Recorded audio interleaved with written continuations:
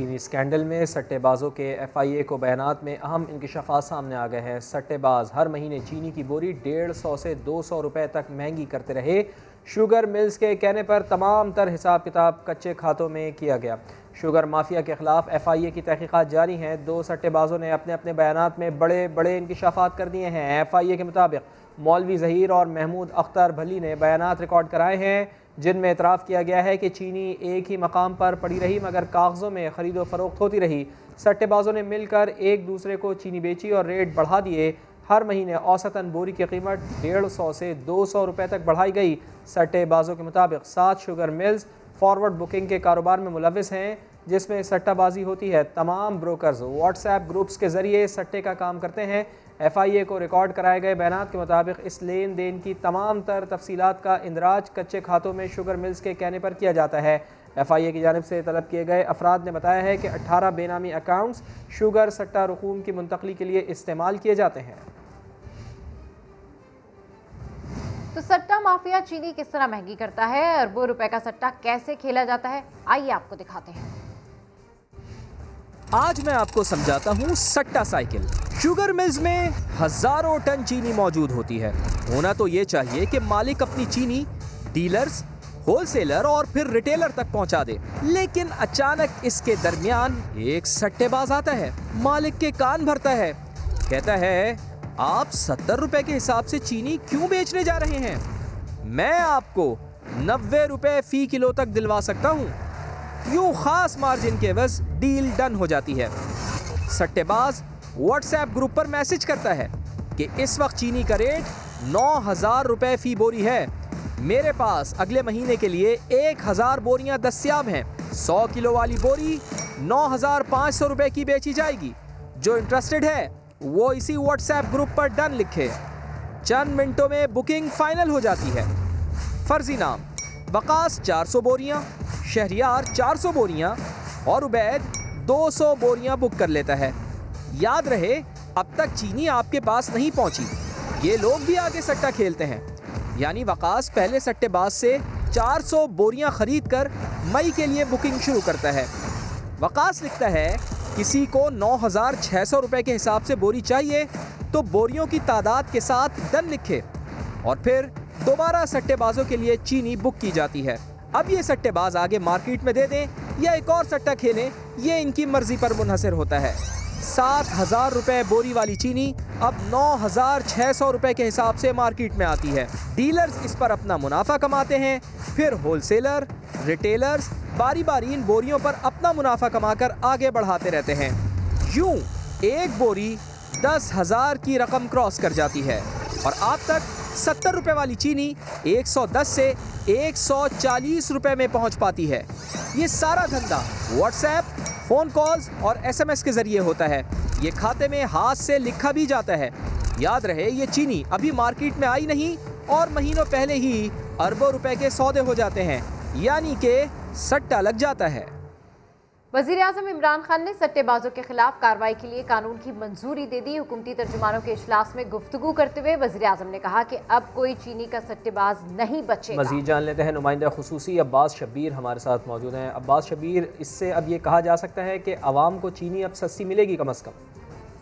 देखिए, तर्जुमानों के इजलास में आज चीनी के ऊपर तफसीली तौर पर बातचीत हुई। उसके बाद मीडिया से बातचीत में शेख रशीद ने कहा कि रमज़ान में स्पेशली वज़ीर-ए-आज़म ने हिदायत की है कि आवाम को ज़्यादा से ज़्यादा रिलीफ दिया जाए, स्पेशली अशिया खुर्दनोश की फराहमी के हवाले से। साथ साथ वज़ीर-ए-आज़म ने आज सट्टेबाजों की 1958 के कानून में तरमीम की मंजूरी दी है। चीनी पर सट्टेबाजों के खिलाफ कानून तैयार कर लिया गया है। नए स्टॉक पर चीनी की कीमत नीचे आ जाएगी। वज़ीर-ए-आज़म ने आज के इजलास में ये भी कहा और फैसल जावेद ने इसकी तस्दीक की है कि गन्ने की पैदावार से चीनी की फरोख्त तक इसकी मॉनिटरिंग की जाएगी।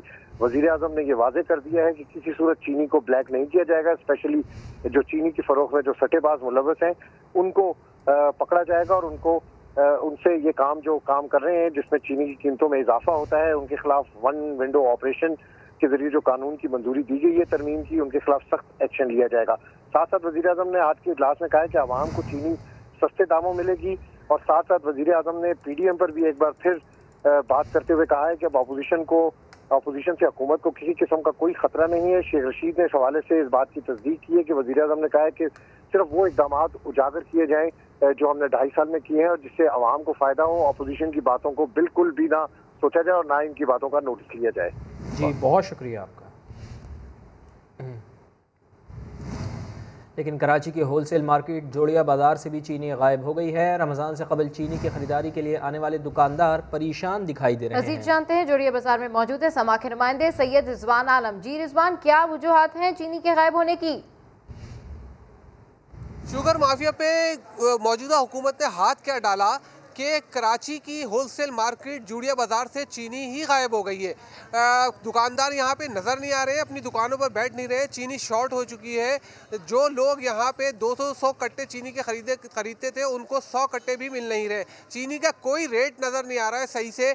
कोई 92-93 की बात कर रहा है, लेकिन हमें यहाँ ये भी पता चला कि यहाँ पे चीनी बजाय 92-93 के 94-95 भी फ़रोख्त हो रही है। हमारे साथ एक दुकानदार मौजूद है, उनसे जानते हैं कि ये क्या हो गया है। मार्केट में कुछ लोगों के ऊपर जो पकड़ने की बातें चल रही हैं, उस वजह से जो बड़े बड़े जो डीलर्स हैं वो चीनी मंगवाना उन्होंने बंद कर दी है। जो बड़े बड़े थे वो माल भेजते थे यहाँ पे, अब वो इस टाइम गवर्नमेंट के शिकंजे में है, तो जिसकी वजह से चीनी सस्ती नहीं हो पा रही। यहाँ 92-93-94 तक भी फ़रोख्त हो रही है। ये एक दुकानदार थे और ये भी चीनी लेने आए हुए थे और इनको यहाँ चीनी नहीं मिल रही है। आम दुकानों के ऊपर चीनी जो है वो 100 रुपये से और 105 रुपये के दरमियान दस्तयाब है। जी तो आपने सुना कि यहाँ पर मौजूद लोगों का ये कहना है कि 92, 93, 94 और 95 चीनी के तो रेट ही फाइनल नहीं हो रहे हैं। और दूसरी जानिब कराची की होलसेल मार्केट जोड़िया बाजार से चीनी गायब भी हो गई है। रमज़ान से कबल चीनी की खरीदारी के लिए आने वाले दुकानदार परेशान दिखाई देते हैं। आपको बताएं कि ये चीनी के हवाले से आपको अपडेट कर रहे हैं, सट्टा माफिया के हवाले से आपको अपडेट कर रहे हैं, जो कि सरगर्म हो जाते हैं उमूमन रमज़ान मुबारक से पहले ही।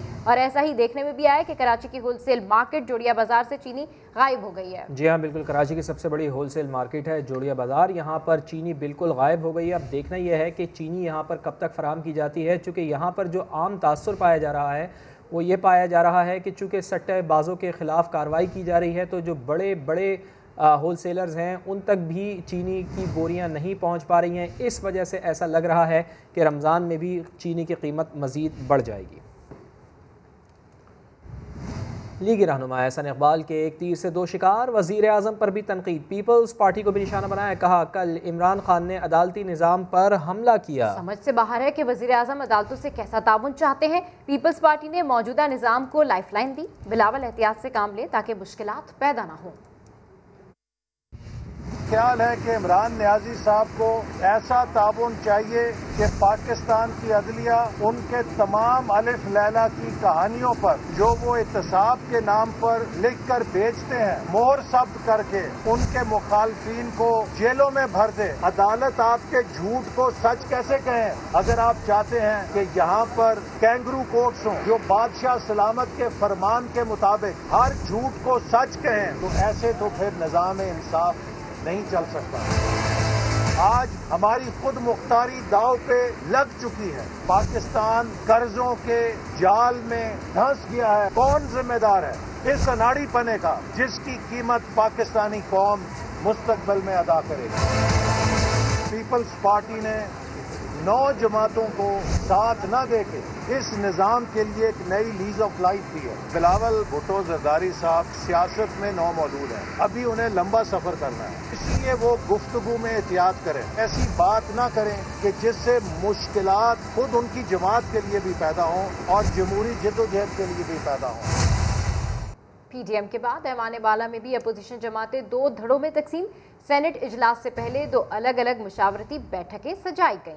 आज़म नज़ीर तारड़ की क़यादत में आज़ाद ग्रुप ने मीटिंग की। गिलानी की सरबराही में दूसरा हिस्सा हिकमत अमली बनाता रहा। पीडीएम ने पाकिस्तान पीपल्स पार्टी और एएनपी को शो कॉज नोटिस जारी कर दिए हैं। Senate 1 opposition 2। ऐवान बाला में भी हिज़्ब इख्तिलाफ की जमातें 2 धड़ों में तकसीम। सेनेट इजलास से पहले 2 अलग अलग मुशावरती बैठकें सज गई। सेनेटर आज़म नज़ीर के ज़ेर सदारत आज़ाद अपोजिशन ग्रुप का शहबाज शरीफ के चैम्बर में इजलास। नून लीग, जेयूआई, पीके मैप, नेशनल पार्टी और बीएनपी मैंगल के सेनेटर्स की शिरकत। चेयरमैन सेनेट को अलग हैसियत के लिए बाकायदा दरखास्त भी दे दी। शाहिद खाकान अब्बासी कहते हैं पीडीएम ने पीपल्स पार्टी और एएनपी को शोकाज नोटिस जारी कर दिए हैं। आपने हुकूमती बैंच से लोग लेकर आपने अपोजिशन लीडर की कुर्सी हासिल की है, तो ये पीडीएम के जो मंशूर है, जो बयानिया है, उसके खिलाफ मेरा काम था शो कॉज जारी करना।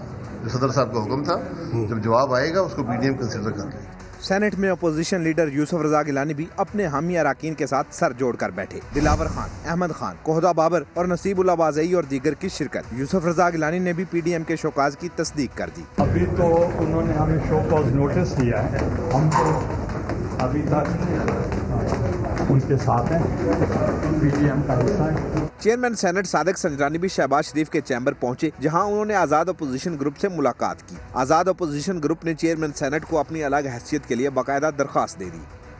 पीडीएम से पीपल्स पार्टी के रास्ते जुदा, नून लीग, जेयूआई और पीडीएम में शामिल दीगर जमातों ने अलग ग्रुप बना लिया। अपोजिशन लीडर के इंतखाब पर एहतजाज, यूसुफ रजा गिलानी के बारे में आजम नज़ीर तारड़ के रिमार्क्स पर हंगामा खड़ा हो गया।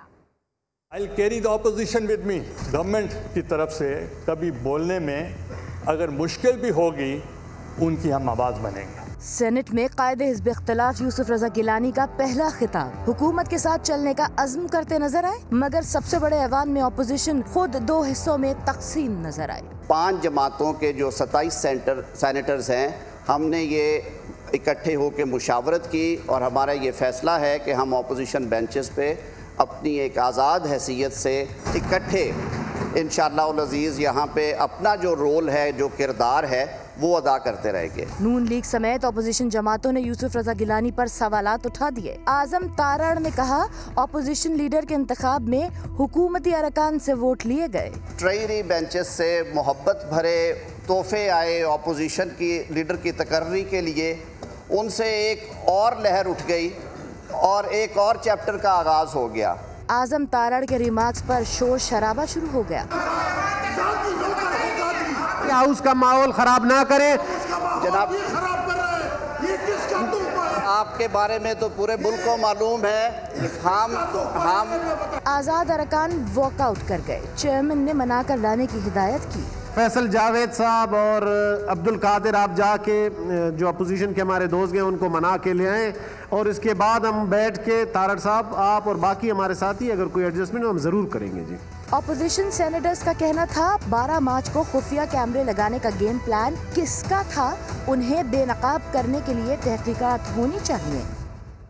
डॉक्टर फिरदौस आशिकावान कहती हैं कि सेनेट में अपोजिशन जमातों ने अपनी राहें जुदा कर ली हैं। जाली राजकुमारी इन दिनों सोशल मीडिया पर गम गलत करने में मसरूफ़ हैं। मालूम नहीं डॉक्टर अदनान मरियम नवाज की कौन सी नई बीमारी ईजाद करने के लिए आए हैं। आज सेनेट के अंदर भी आपने देखा है एक दूसरे का दर्द बांटने निकले थे। एक दफा फिर सेनेट के फ्लोर के ऊपर उन्होंने एक दूसरे से राहें जुदा की हैं। पीडीएम को जो मसनूई सांसों पे जिंदा रखने की कोशिश की गई, अल्टीमेटली रूह परवाज कर चुकी है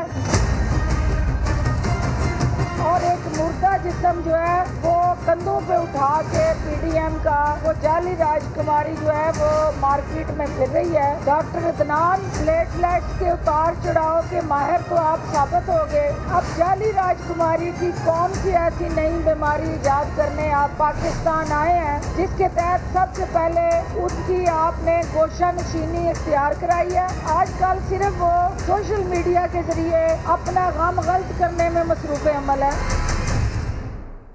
तो पीटीएम में फूट पड़ गई है, कुछ वजाहतें तो देना पड़ती हैं। मरियम नवाज आजकल बीमार हैं, ठीक हो जाएंगी तो फिर सियासत में भरपूर हिस्सा लेंगी। लीगी रहनुमा राना सनाउल्लाह कहते हैं कि वफाकी हुकूमत के खिलाफ जद्दोजहद में अपोजिशन जमातों का एक मौक़िफ़ है, बाकी हम अलग अलग जमातें हैं, अलग अलग मंशूर हैं, इख्तलाफात हो सकते हैं। पीटीएम का फ्यूचर इस हद तक कि ये एक नाजायज़ और जाली इलेक्शन के नतीजे में बरसे इक़्तिदार आने वाली हुकूमत है।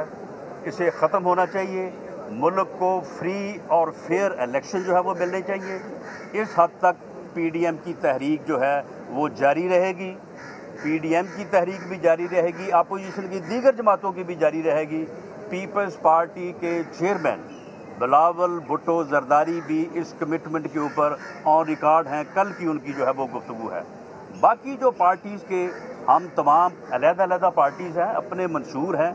हमने कल को अगर मुल्क में फ्री और फेयर इलेक्शन होता है तो हमने एक दूसरे के खिलाफ इलेक्शन लड़ना है।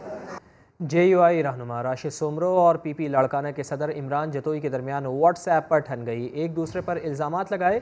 दोनों रहनुमाओं के दरमियान क्या गुफ्तगू हुई, आइए आपको दिखा देते हैं।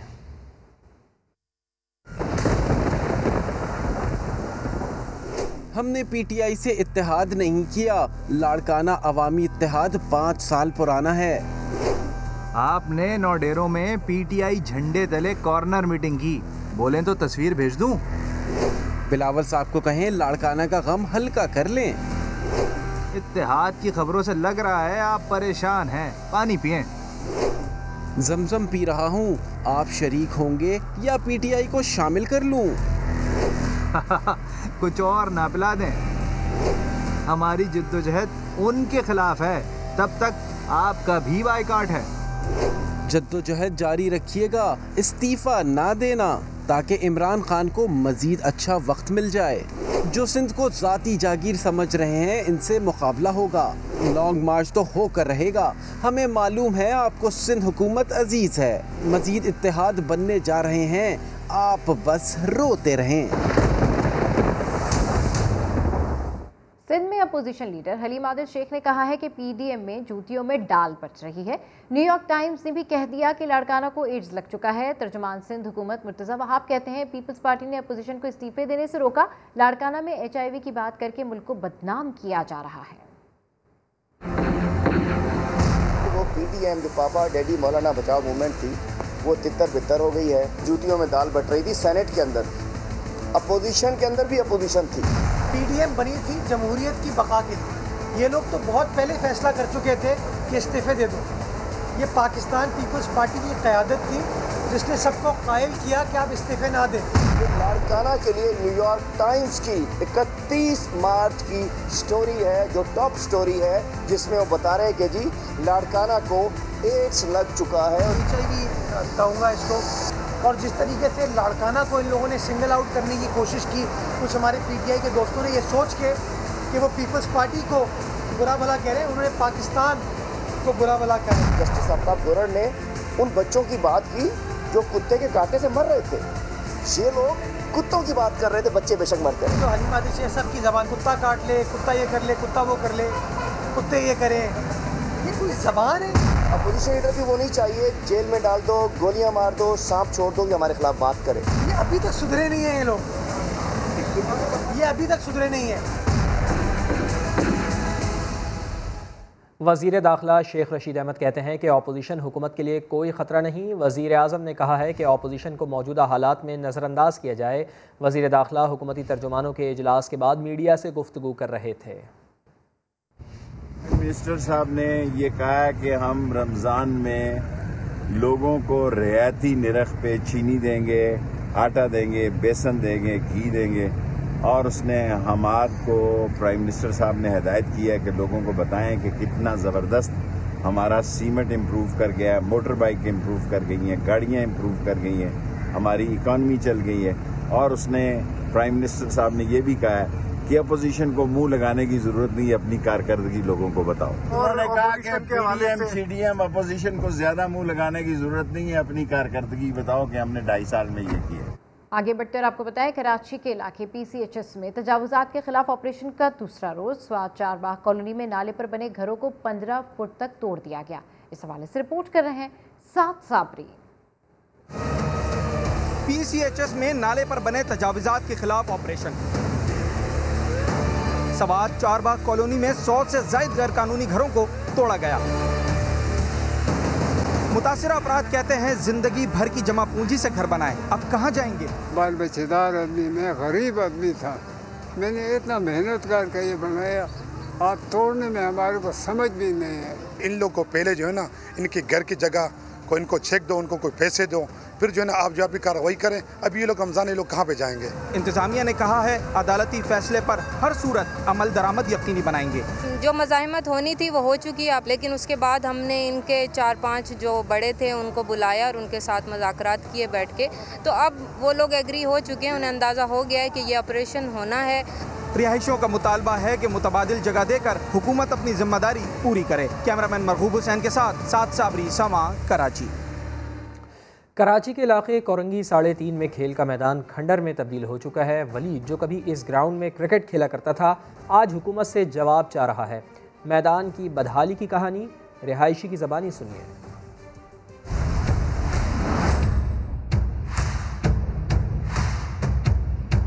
मेरा नाम वलीद खान है और मैं बदकिस्मती से कोरंगी का रिहायशी हूँ। मुझे बचपन से क्रिकेट का शौक है और मैंने अंडर 15 तक क्रिकेट खेली है। अगर अब मैं क्रिकेट नहीं खेलता, क्योंकि जहाँ मैं क्रिकेट खेलता था वो ग्राउंड अब खंडर में तब्दील हो चुका है। यहाँ हर तरफ गंदगी और कचरा है। मैं पूछना चाहता हूँ, हमसे ये ग्राउंड क्यों छीने जा रहे हैं? आखिर हम खेलें तो कहाँ खेलें? कहाँ है इंतज़ामिया? कोई बोलता क्यों नहीं, जवाब क्यों नहीं देता? धाबेजी पंपिंग स्टेशन पर बिजली के ब्रेकडाउन के बायस कराची को पानी फराहम करने वाली 72 इंच कुतुर की पाइपलाइन फट गई, जिसके बाद गुलशन हदीद, पिपरी, कायदाबाद, मलीर, शालती टाउन और कोरंगी में पानी की फराहमी मुअत्तल हो गई। पाइपलाइन की मुरम्मत का काम मुकम्मल होने में 24 से 36 घंटे लग सकते हैं। आपको बताएं, धाबेजी पंपिंग स्टेशन पर बिजली के ब्रेकडाउन के बायस कराची को पानी फराहम करने वाली 72 इंच कुतुर की पाइपलाइन फट गई है, जिसके बायस गुलशन हदीद, पिपरी, कायदाबाद, मलीर, शालती टाउन और कोरंगी में पानी की फराहमी मुअत्तल हो गई। पानी की अदम फरामी पर कराची के इलाकों लांडी और कोरंगी के शहरियों का पारा हाई हो गया है। के एरिया के मकीनों ने MD वाटर बोर्ड के दफ्तर के सामने एहतजाज किया। मुजाहिरीन कहते हैं कि कई माह से पानी की बूंद बूंद को तरस रहे हैं। रिहायशी लानों का पानी कमर्शियल बुनियादों पर फ़रोख्त किया जा रहा है। तमाम वादों के बावजूद इलाके में पानी नहीं आ रहा।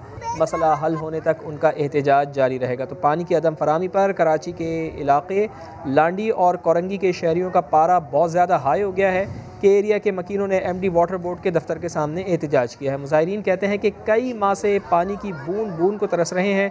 रिहायशी लाइनों का पानी कमर्शियल बुनियादों पर फ़रोख्त किया जा रहा है और तमाम तर वादों के बावजूद इलाके में पानी नहीं आ रहा। मसला हल होने तक उनका ये एहतजाज जारी रहेगा। पंजाब में कोरोना के बढ़ते केसेस के पेश नज़र लाहौर के 9 और मुल्तान के मजीद 2 इलाकों में स्मार्ट लॉकडाउन लगा दिया गया। बिल्कुल, पंजाब में कोरोना के बढ़ते हुए केसेस के पेश नज़र लाहौर के 9 और मुल्तान के मजीद 2 इलाकों में स्मार्ट लॉकडाउन लगा दिया गया है। समग्र नुमाइंदे दानियाल उमर हमारे साथ मौजूद हैं।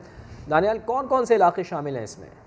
अच्छा, बिल्कुल, पंजाब में कोरोना केसेस में चूंकि इजाफा हो रहा है, इसलिए लाहौर के 9 और मुल्तान के मजीद 2 इलाकों में स्मार्ट लॉकडाउन लगाया गया है। लाहौर में cavalry ground, Punjab employees housing society, mall town में स्मार्ट लॉकडाउन लगाया गया है। इसी तरह राजगढ़, शादमान कॉलोनी, इस्लामपुरा और शाहजमाल को बंद किया गया है। और मुल्तान के पीर कॉलोनी और अशरफ कॉलोनी में भी स्मार्ट लॉकडाउन लगा दिया गया है। जी, बहुत शुक्रिया आपका।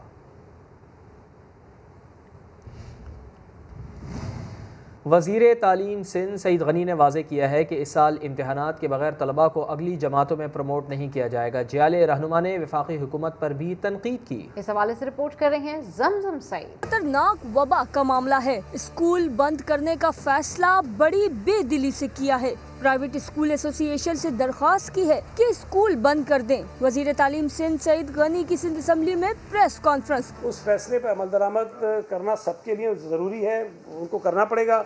अगर नहीं करेंगे तो फिर ज़ाहिर एडमिनिस्ट्रेशन जो है वो काम करती है जो हम नहीं करना चाहते हैं। बाय फोर्स ही सारी चीजें करेंगे। सूबाई वजीर तालीम ने स्कूलों के बाद तोपों का रुख वफाक की जानिब कर दिया। कहा कि माफिया वजीर आजम के आगे पीछे ही है। जो बात आप कर रहे हैं शायद वो मेरा ख्याल है कि चूँकि थोड़ा सा जेल वेल में रहकर आए हैं तो ज़हनी सलाहियत उनकी मुतासिर हुई है। तो जो साहब यहाँ फरमा रहे थे उनके शायद इल्म में नहीं है कि NCOC एक वफाकी वजीर के तहत काम करती है, इस्लामाबाद में है और वो फैसले उनकी वफाकी हुकूमत करवाती है। प्रेस कॉन्फ्रेंस के दौरान सूबाई वजीर तालीम ने कोरोना वबा से बचाव के इक़दाम का जिक्र किया और वफाकी हुकूमत से बैनुल सूबाई बस सर्विस बंद करने का मुतालबा भी किया। कैमरामैन शाहिद बलोच के साथ जमजम सईद, सामा, कराची। बलूचिस्तान में सरकारी मुलाजमीन के एहतजाज ने शिद्दत इख्तियार कर ली है। गुज़िश्ता 8 रोज से कोयटा के ईदी चौक धरने के साथ अब सूबे की कौमी शाहराहें भी बंद कर दी गईं। मुजीबुल्लाह की रिपोर्ट देखिए। बलूचिस्तान एम्प्लॉइज ग्रैंड अलायंस के मुतालबात के हक में जारी एहतजाजी तहरीक में शिद्दत आ गई। बलूचिस्तान को दीगर सूबों से मिलाने वाली शाहराहें बंद कर दी गईं। मस्तुंग, कोलू, खारान, नसीराबाद, वाशुक, किला सैफुल्ला, चागी, खुजार और पशीन समेत दीगर शाहराएं हर किस्म के ट्रैफिक के लिए बंद है। शाहराए जोब से लेकर के गवादर तक जितनी भी शाहराएं हैं, हमारे जितनी भी इंतज़ामिया उनकी तरफ से यही ऐलान है कि तमाम शाहराए जोब हो, चाहे यही बोलान साइड पे हो, चाहे तुरबत हो, खोजदार हो, जहाँ पर भी हो, हब साइड पर हो, तमाम शाहराए आज से बंद है। हड़ताल पर बैठे मुलाजमीन कहते हैं जब तक मुतालबात तस्लीम नहीं किए जाते एहतजाज जारी रहेगा। इससे बढ़कर बेहिसी क्या होगी कि आपकी खवातीन सड़कों पे अपने मुतालबात के लिए निकली हैं। मेरे ख्याल से इससे बड़ी बेहिसी हमारी ये रिवायत ही नहीं है बलूचिस्तान की। आपने तमाम रिवायतें तोड़ दी। हम चाहते हैं कि हमारे जितने भी मुतालबात हैं 19 नुकात का, ये इन पे जल्द से जल्द अमल दरामद हो और इनकी जल्द नोटिफिकेशन हो जाए ताकि ये अवाम मुश्किलात से जो दो चार हैं उनको निजात मिले। सरापा एहतजाज मुलाजमीन और हुकूमत के दरमियान बारहा मुज़ाकरात का दौर चला, ताहम ताहाल डेडलॉक बरकरार है। कैमरामैन अब्दुल वहीद के साथ मुजीबुल्लाह, समा, कोयटा। फारूक हबीब और मलिका बुखारी आदि दरखास्त गुजार हैं। यूसुफ रजा गिलानी ने इलेक्शन कमीशन में जवाब जमा करा दिया। अपने खिलाफ नाअहली की दरखास्त से खारिज करने के लिए इस्तदा। जियाले सेनेटर के साहिबजादे अली हैदर गिलानी ने अपने जवाब में वीडियो को ही टैंपर्ड करार दे दिया। इस्लामाबाद से जुल्करनैन इकबाल की रिपोर्ट।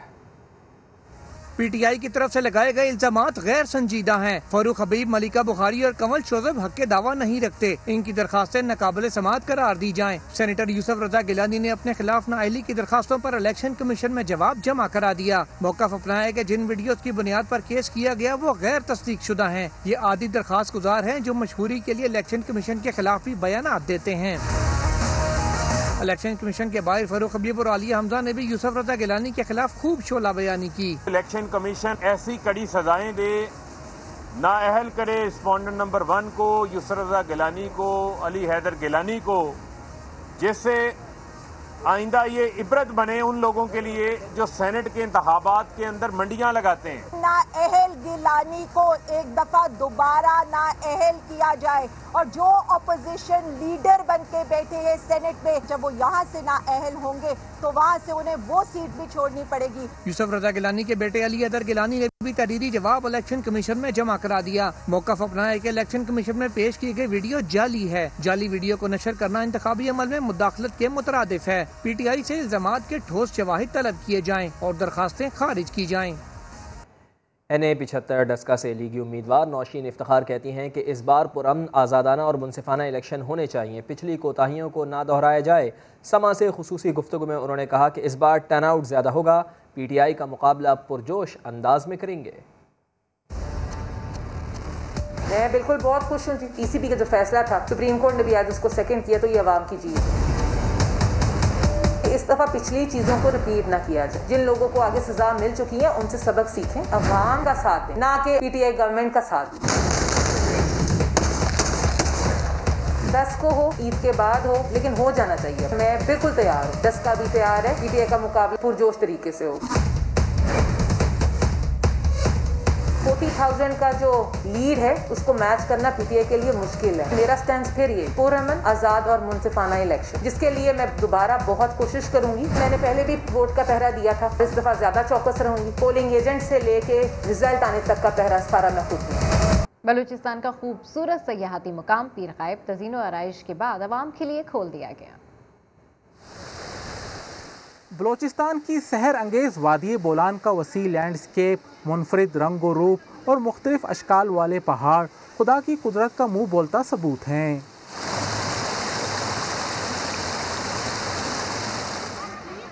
हसीन वादी के तालाब, जिनका पानी गर्मियों में ठंडा और सर्दियों में गर्म रहता है। इस माहौल में पहुंचकर इंसान कुदरत की रानाइयों में खोकर रह जाता है। ये तो एक जन्नत का टुकड़ा है, लाइक हम आए हुए देख रहे हैं, जैसे कि आप सब देख रहे हो।